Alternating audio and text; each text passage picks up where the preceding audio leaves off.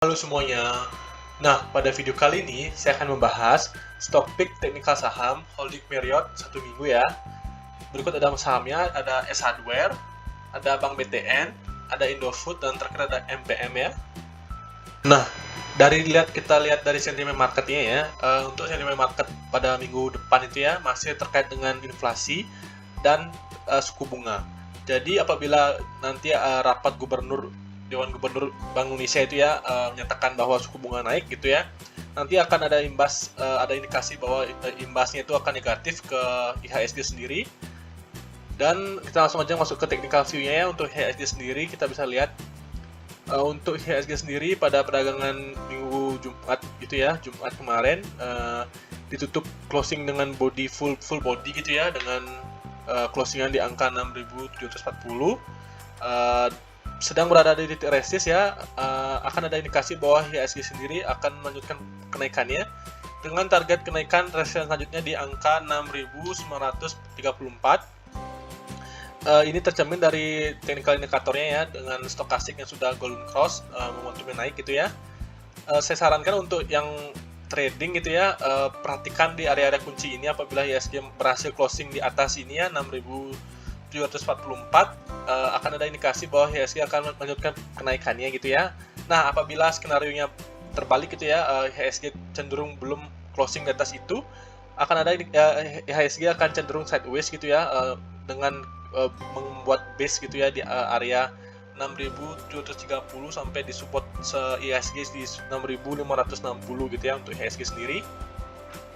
Nah, kita langsung aja masuk ke stock pick yang pertama.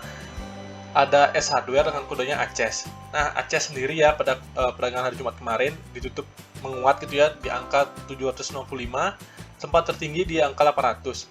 Nah, kita dari teknikal sendiri S Hardware ini ya sedang berada di titik resistennya. Akan ada indikasi bahwa S Hardware ini akan breakout dari titik resisten ini. Nah, saran saya apabila kalian ingin membeli S Hardware gitu ya, saran saya untuk menunggu dulu, untuk wait and see dulu ya. Apabila S Hardware ini berhasil closing di atas 800 atau 810 itu lebih aman ya.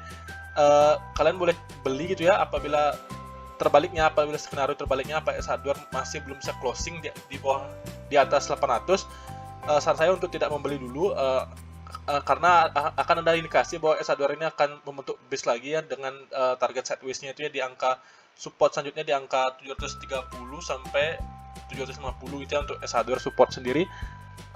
Apabila skenario bagusnya gitu ya, S Hardware bisa tembus di closingan di atas 810, maka akan ada indikasi bahwa S Hardware ini akan terbang potensial rebound itu sampai di angka titik resistance selanjutnya di 960. cukup jauh, makanya saya sarankan apabila S Hardware berhasil closing di atas 810 gitu ya, menurut saya posisi buy yang paling sangat tepat itu ya momentumnya, dan kita targetkan di angka resistance selanjutnya di 960 gitu untuk S Hardware ya. Oke, selanjutnya ada saham Bank BTN ya dengan kode saham BBTN. Nah, pada perdagangan hari Jumat kemarin BTN ini ditutup closing itu ya di angka 1395. Kita bisa lihat di gambar atau di grafik itu ya, di candlestick sendiri untuk BTN sendiri terlihat masih membuat base dengan doji semua, candlenya kecil-kecil semua. Ini akan ada indikasi bahwa BBTN sendiri akan melakukan technical rebound gitu ya, dengan target resisten di 1460 gitu ya, dengan titik supportnya di 1375 ini ya untuk BBTN sendiri.